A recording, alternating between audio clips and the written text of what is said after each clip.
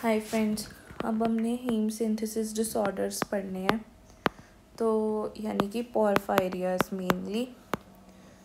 ठीक है, तो अब इसमें सबसे पहले क्या होता है, जो सक्सिनाइल कोए होता है वो प्लस ग्लाइसिन ये दोनों मिलते हैं और ALA सिंथेज की प्रेजेंस में, यानी ये एंजाइम है इस रिएक्शन का, ALA बना देते हैं, अमाइनो लेवलिनिक एसिड। और यहाँ पे B6 होना चाहिए, ये कोएंजाइम है पायरिडॉक्सिन, और इसको इनहिबिट कौन करता है, आइसोनायाजाइड और OCPs। ठीक है, अब उसके बाद जो ALA बना है ना, इससे ALA डिहाइड्रेटेज के साथ बनेगा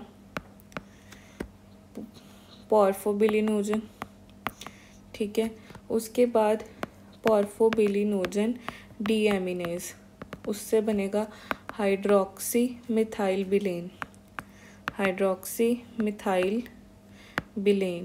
ठीक है, और उसके बाद बनेगा यूरोपोरफायरिनोजन 3, यूरोपोरफायरिनोजन 3, और फिर यूरोपोरफायरिनोजन डी कार्बोक्सिलेज के प्रेजेंस में कॉर्पोपोरफायरिनोजन 3, और फिर इससे प्रोटोपोरफायरिन के साथ मिलके फेरोचिलेटेज की प्रेजेंस में बनेगा हीम। अब हमने डिसऑर्डर्स देखने हैं ना, तो सबसे पहले तो यहाँ देखो, ये वाला जो ALA सिंथेज है ना, इसको ग्लूकोज और हीमिन दोनों इनहिबिट करते हैं। हीमिन तो काइंड ऑफ प्रोडक्ट हो गया है ना, और ग्लूकोज भी इसको इनहिबिट करता है। तो इसका मतलब अगर किसी पेशेंट को पोरफायरिया है तो हम उसको हाइपरग्लाइसीमिया कर सकते हैं, ग्लूकोज इन्फ्यूजन कर सकते हैं, वो इसको ट्रीट करेगा। ठीक है, अब उसके बाद अगर लेड पॉइजनिंग होती है, ठीक है, तो वो ये ALA डिहाइड्रेटेज को इनहिबिट करता है। अब जो ये PBG डीएमिनेज था, ये एक्यूट इंटरमिटेंट पोरफायरिया में डिफेक्टिव होता है, और यहाँ पे सिम्टम्स होते हैं न्यूरोविसरल सिम्टम्स, जैसे न्यूरोपैथी, एक्यूट एब्डोमिनल पेन।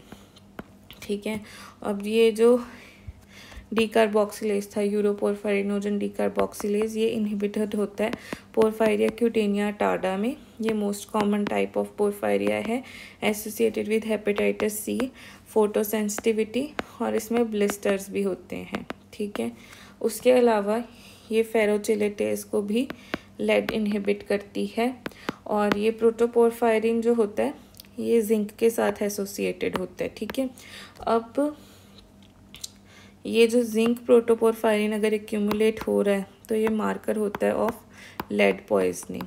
ठीक है, उसके अलावा, और ये रिएक्शन फेरोचिलेटेज वाला Fe2+ की प्रेजेंस में होता है। अब इसके अलावा एक डिसीज़ होती है गंथर्स डिसीज़। ठीक है, उसको और हम क्या बोलते हैं, वैम्पायर्स डिसीज़, या फिर कंजेनाइटल एरिथ्रोपोइटिक पोरफायरिया। इसमें एक्सट्रीम फोटोसेंसिटिविटी होती है। ठीक है, और एरिथ्रोडोंशिया होता है, जैसे हम वुड्स लैम्प पे एग्जामिन करते हैं ना, तो रेड या पिंकिश टीथ दिखते हैं। ठीक है, यूरिन भी पिंकिश होती है।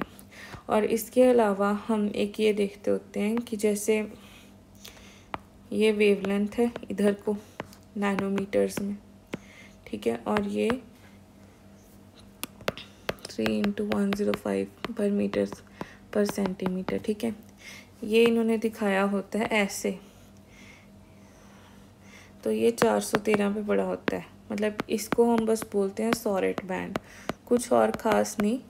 ये बस आपने इतना याद रखना कि पोरफायरिन 1 में ऐसे ये सॉरेट बैंड होता है, दैट्स इट। और मैं आपको PYQs बता देती हूँ इस टॉपिक में से क्या आए रखे हैं। एक तो उन्होंने बोला है कि अगर हमने टेस्ट करना है फॉर लेड पॉइजनिंग तो क्या करेंगे, यूरिन में कॉप्रोपोरफायरिन चेक करेंगे। ठीक है, यूरिन कॉप्रोपोरफायरिन टेस्ट होता है। हीम ब्रेकडाउन प्रोडक्ट्स क्या होते हैं, कार्बन मोनोऑक्साइड, फेरिक, बिलीवर्डिन। ठीक है, ALA ब्रेकडाउन प्रोडक्ट नहीं होता, वो तो फॉर्मेशन में वैसे यूज़ होता है। ठीक है, उसके अलावा जो HbA1c है वो बेस्ट मेथड है, मतलब उसको चेक करने का बेस्ट मेथड क्या है, आयन एक्सचेंज क्रोमेटोग्राफी।